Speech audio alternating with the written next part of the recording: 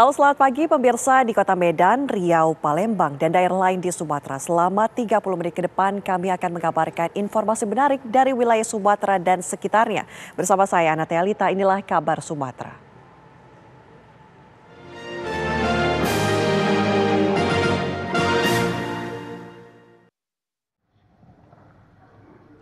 Pertanyaan saya berikutnya, tadi yang mulia Bapak Hakim Anggota menanyakan kalau ditampilkan sebagian-sebagian. Nah, sekarang ini perlu dianalisa. Kan saya kasih contoh kan kalau inilah misalnya ahli bukti forensik.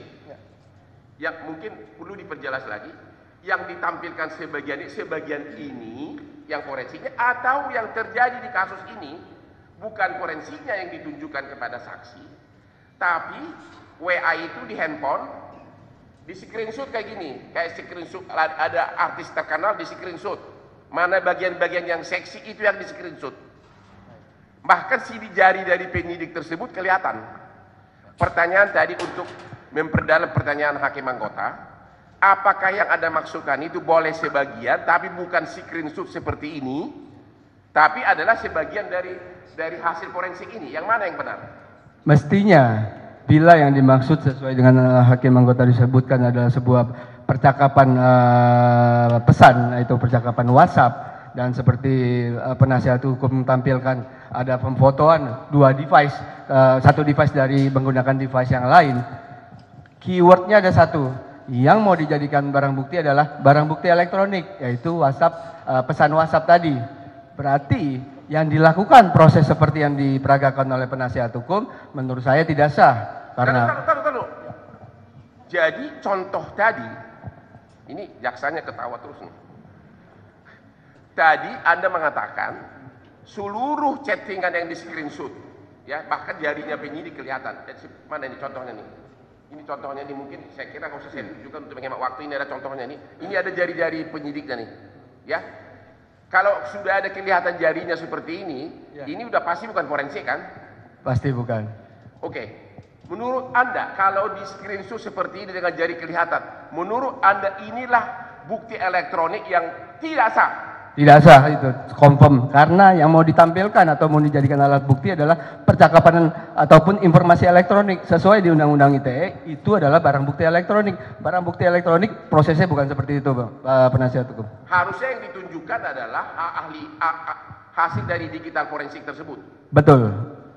Dan proses forensik digital itu dapat melakukan screenshot yang proper, yang benar dan sesuai. Jadi digital forensik pun bisa melakukan screenshot? Bisa dilakukan screenshot dengan menggunakan software yang sesuai dia gunakan untuk melakukan mobile forensik terhadap handphone tersebut. Jadi bukan dengan cara seperti di warung rokok, warung warteg itu diambil begitu ada artis terkenal dikirim, langsung dikirim ke temannya. Ini ada loh, ini temannya Hotman Paris ini, bukan begitu ya? Confirm. Jadi bukan begitu, karena apa yang tadi kita sudah majelis hakim tanyakan, barang bukti digital itu sifatnya rentan. Kalau dilakukan proses seperti tadi yang salah, yaitu melakukan foto dari satu device ke device lain, itu kan foto tersebut dengan mudah setelah difoto, siapapun nggak perlu ahli IT ataupun berilmu pun bisa melakukan editing terhadap data tersebut. Makanya itu tidak dianggap sah ataupun tidak diperbenarkan di ilmu ini.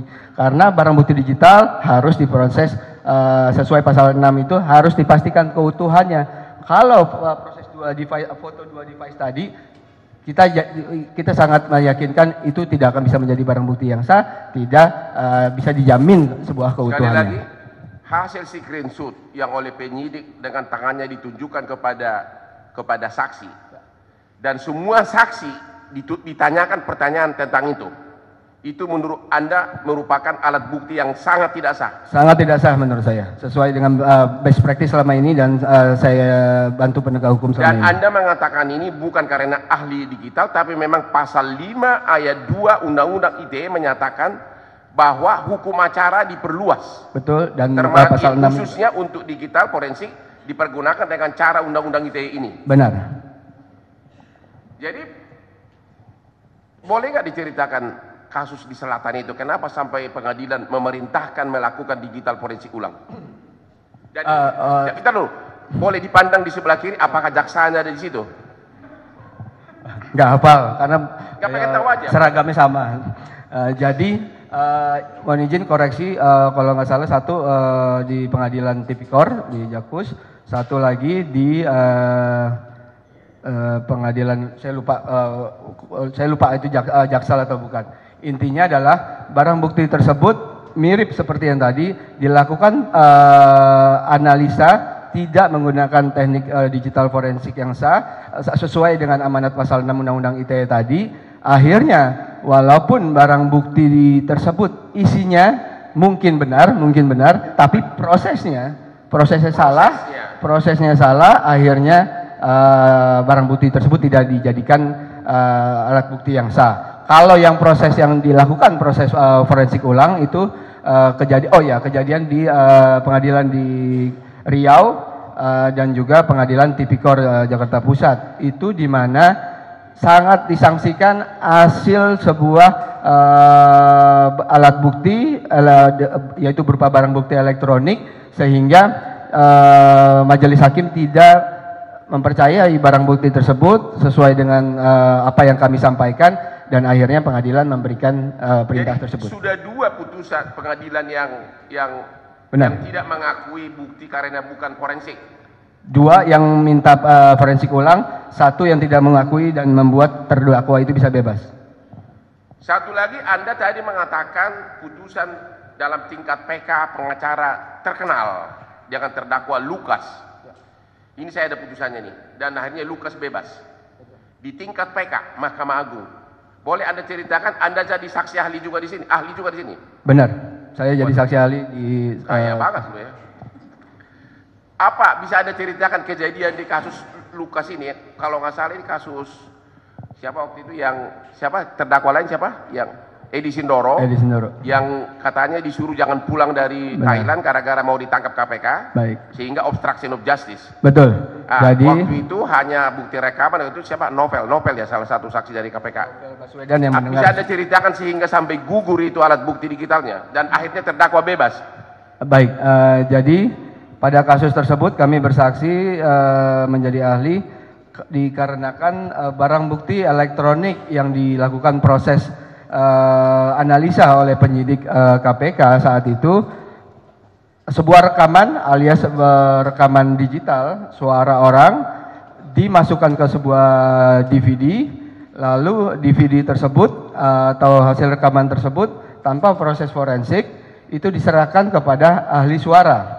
Hanya ahli akustik. Nah, ahli akustik tersebut tidak mengetahui sumber barang bukti tersebut dari mana, barang bukti elektronik tersebut sudah diforensik dengan benar atau tidak. Dia hanya menerima DVR tersebut saja. Nah, saat kita challenge barang bukti tersebut dari mana, forensik digitalnya apa, sidik jari digitalnya mana,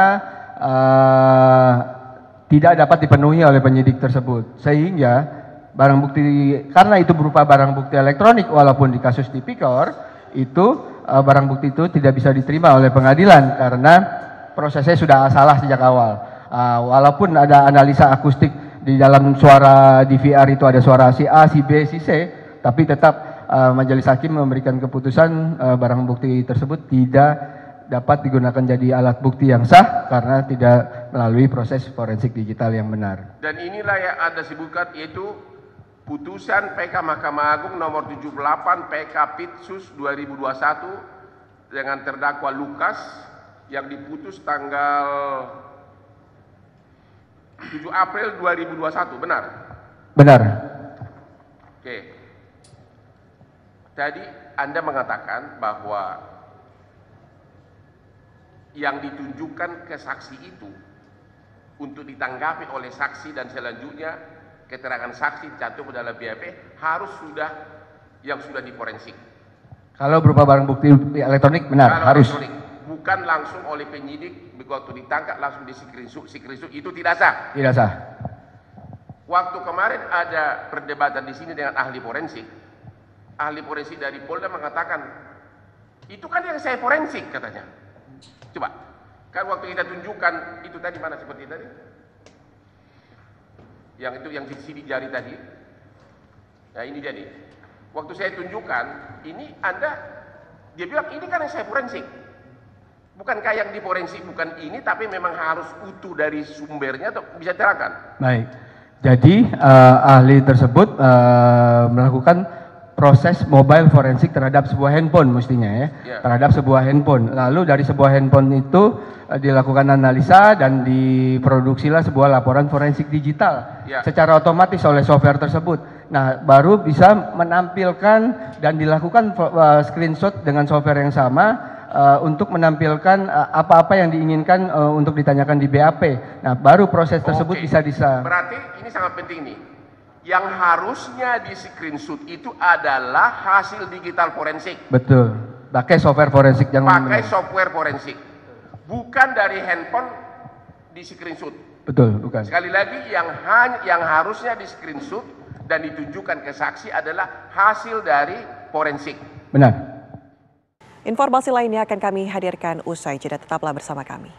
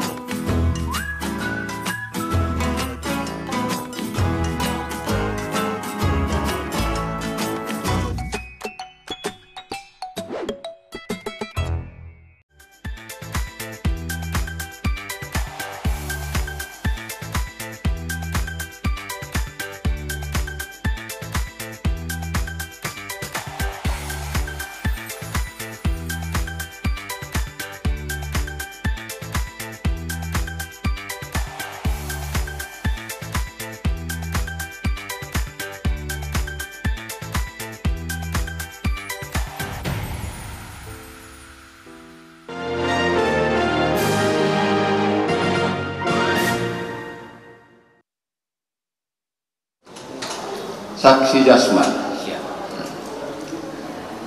coba ceritakan, mungkin berkaitan dengan pemusnahan dan press release tadi, apa yang saudara lihat, dengar, dan alami dalam perkara ini. Silakan. Siap.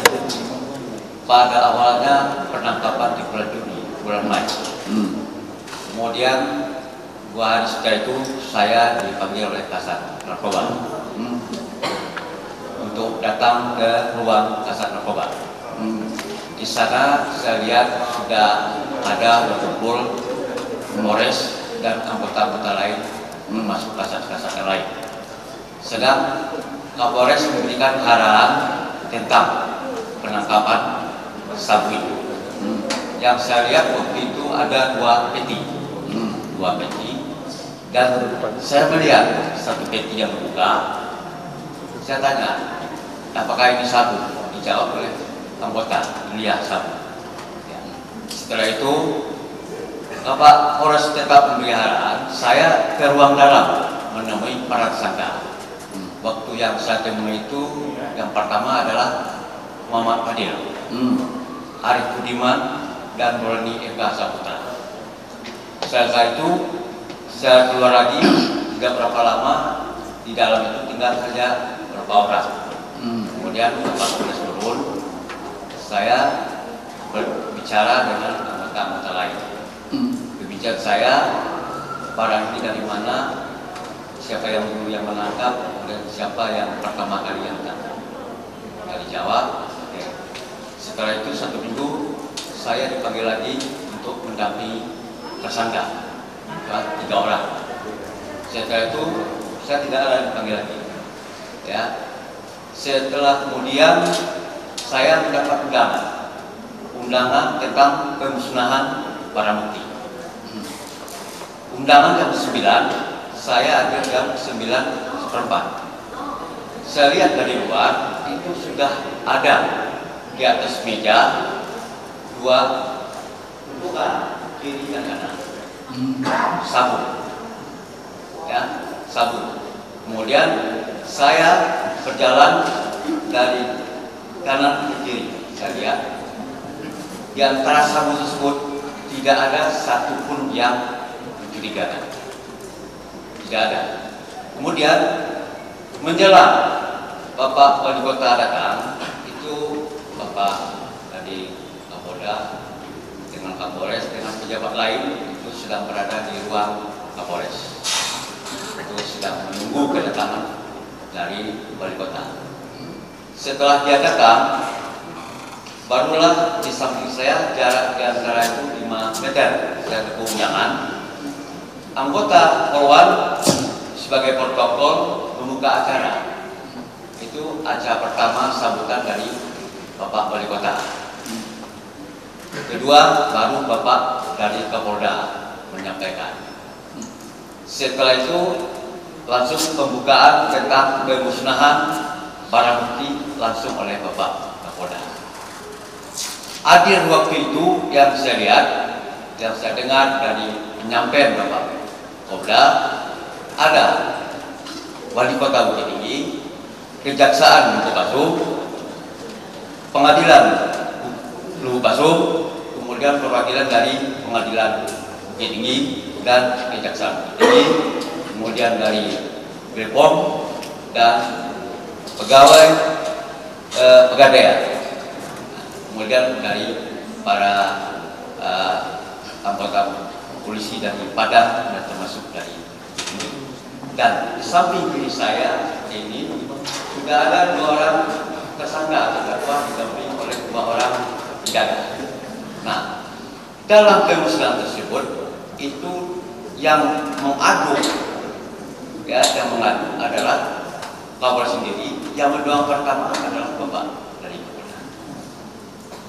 Nah, kemudian bergantian sisi kiri dan sisi kanan itu dibantu oleh Bapak PN dari Bepom dan Hukum semuanya.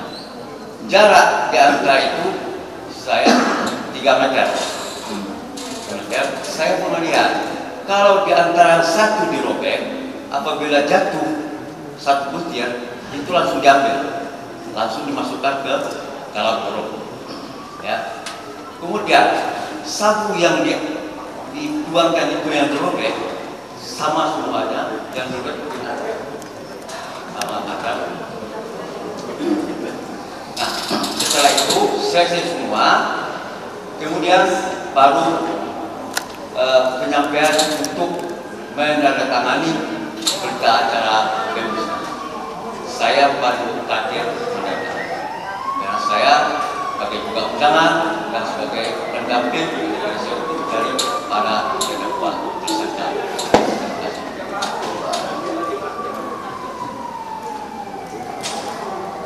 Ingat kapan dilakukan pemusnahan itu? Tanggal 15 Juni tahun 2022.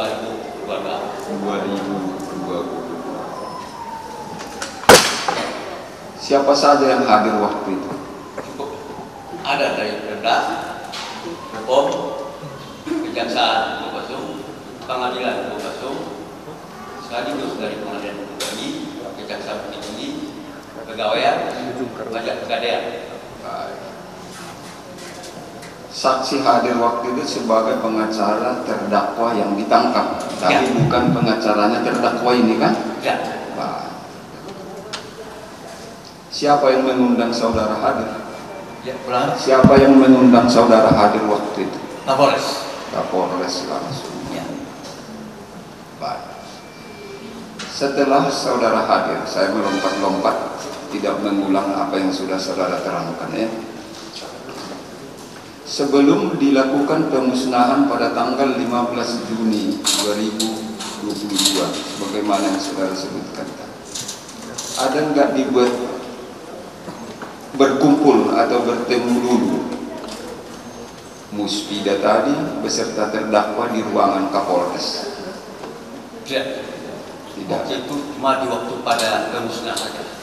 Ya, waktu sebelum pemusnahan itu kan datang tamu berkumpul dulu di ruangan Kapolres. Ya. Seperti itu ya. Ya. Waktu berkumpul di ruangan Kapolres itu, apakah terdakwa juga ikut? Ini tidak. Tidak ikut terdakwa ini ya. Tidak. Nggak ada ikut dia di dalam. Ya. Terus ketika terdakwa ini hadir di pemusnahan itu, kemana dia langsung duduknya? Langsung berdiri, Pak. langsung berdiri Ya. di tempat lokasi pemusnahan itu. Artinya menurut saudara waktu itu dia tidak ikut di ruangan Kapolres sebelum dilakukan pemusnahan. Itu poinnya ya. Baik. Saat sampai dia di lokasi pemusnahan itu, apakah saudara ada pernah dengar perintah atau nasihat atau saran daripada terdakwa ini dalam rangka pemusnahan itu? Tidak. Tidak ada. Baik. Kemudian barang buktinya yang mau dimusnahkan itu. Tahu saudara berapa banyak yang ingin dimusnahkan waktu itu? Kalau yang setahu saya 34,9 sekian, tapi setara dengan 35. 35 ya. Sebelum tadi saudara menyatakan diletakkan di atas meja sebelum pemusnahan. Ya. Apakah saksi tahu di mana disimpan atau dari mana sebelumnya diambil itu sebelum dimusnahkan? Tidak tahu. Tidak tahu. Tahunya saudara sudah di atas meja. Meja. Baik. Terus kemudian ketika pemusnahan tadi saudara menyatakan bahwa Kapolres yang mengadu. Ya. Nah, terdakwa ini Ya. menuangkan, mengambil dan menuangkan. Sebelum dituangkan terdakwa ini, berarti sebelum diadu, itu bayangannya. Dari mana barang bukti diambil oleh terdakwa ini yang hendak dimasukkan ke tempat pemusnahan itu? Dari mana diambilnya? Dari atas meja. Dari atas meja. Dari atas meja. Ketika dia mengambil barang bukti yang mau dimusnahkan itu, apakah dipertunjukkan dahulu ini jangan diangkat ya? Saudara berapa jauh jaraknya waktu itu melihat? Dari pemusnahan tempat saya itu lebih kurang 5 meter. Berapa? 5 meter. Ada 5 meter ya. Ketika mengambil itu, mengambil itu terdakwa itu dari meja. Saudara lihat ada nggak dipilih-pilih, diperiksa dulu, dicek gitu? Tidak ada. Tidak. Langsung diambil ya. Coba diingat dulu. Iya Pak. Karena cepat kali menjawabnya. Langsung diambil Pak. Enggak ada ya. Ya. Penting saudara perhatian nggak dipilih dulu, di sisi-sisi kan diambil nggak ada seperti itu waktu itu saudara lihat. Tidak. Tidak ya. Terus yang merobek untuk dituangkan siapa? Langsung Bapak itu merobek. Oh, Dan dituangkan. Dia sendiri yang robek. Tuang. Sempat nggak perhatikan bahwa barang bukti itu sebelum dituangkan kan begitu terbungkus ya? Ya. Lihat berapa bungkus waktu itu yang mau dimusnahkan itu. Berapa bungkus? Itu banyak. Atau berapa kotak? Tidak. Tidak ingat ya. Sempat nggak perhatikan bungkusannya itu. Apakah masih disegel atau meragukan atau apa? Saudara yang melihat waktu itu. Kalau pandang saya disegel semua ya. Disegel semua waktu itu. Baik. Saudara perhatikan, ada nggak mencurigakan, meragukan dari yang mau dimusnahkan waktu itu? Sepanjang penglihatan saya tidak ada yang mencurigakan. Sama saja. Nggak ada saudara dengar waktu itu bahwa ini sudah diganti dengan ini, dengan tawas atau apa? Tidak. Tidak ada. Artinya sukses mulus waktu itu proses pemusnahan. Alhamdulillah. Itu yang saudara tahu ya. Ketiga penandatanganan, setelah itu kan tanda tangan berita acara. Saudara tadi yang terakhir. Apakah terdakwa ini juga ikut menandatangani berita acara pemusnahan itu? Siapa? Terdakwa. Ingat dulu. Atau saya ubah pertanyaan. Seingat saksi siapa-siapa saja yang menandatangani berita acara pemusnahannya waktu itu? Yang saya ingat itu ada dari kejaksaan, dari pengadilan, saya, kemudian apakah itu dari Kapolres, rencananya ada. Baik. Ya. Saudara menandatangani berita acara itu di hari setelah, saya ulangi, tadi kan tanggal 15 Juni 2022. Saudara tandatangani pada hari itu juga atau ditunda hari berikutnya penandatangannya? Hari yang sama. Hari yang sama. Selesai pemusnahan langsung tanda tangan berita acara. Ya. Itu faktanya ya. Ya. Pemirsa, usai jeda kami kembali.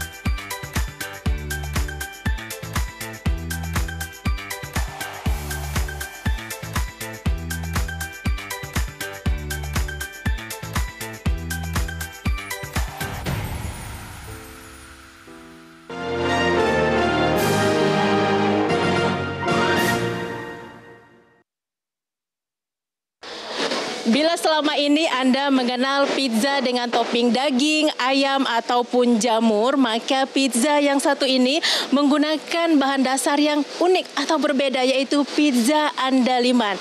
Nah, pizza ini hanya bisa Anda jumpai di kota Balige, Sumatera Utara. Seperti apa keunikan ataupun cita rasa khas dari pizza andaliman ini? Saya akan mengajak Anda ke dapur pizza andaliman.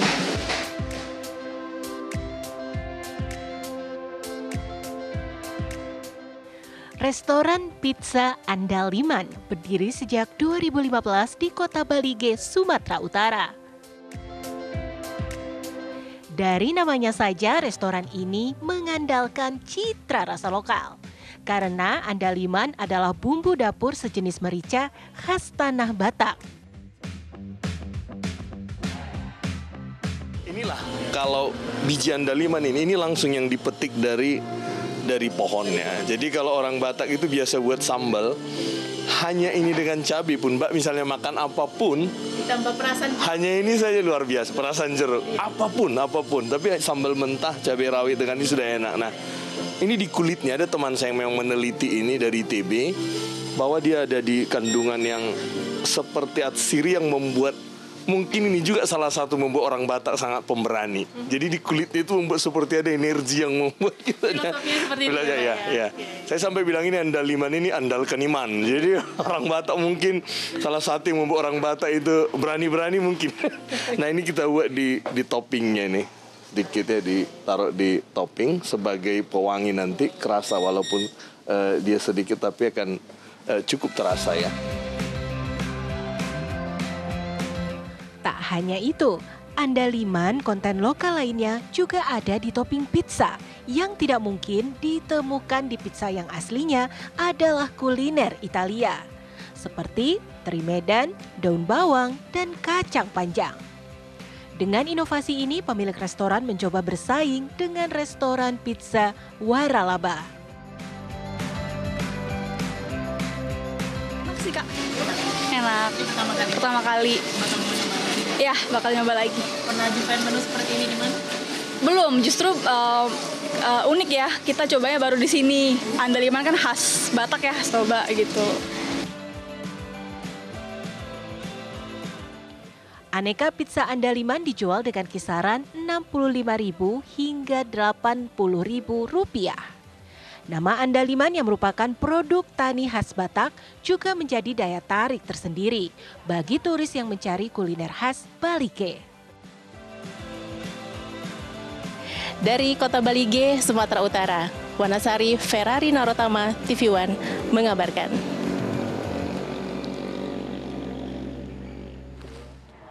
Informasi tadi menutup jumpa kita hari ini. Saya Anatea Lita pamit undur diri. Terima kasih. Sampai jumpa.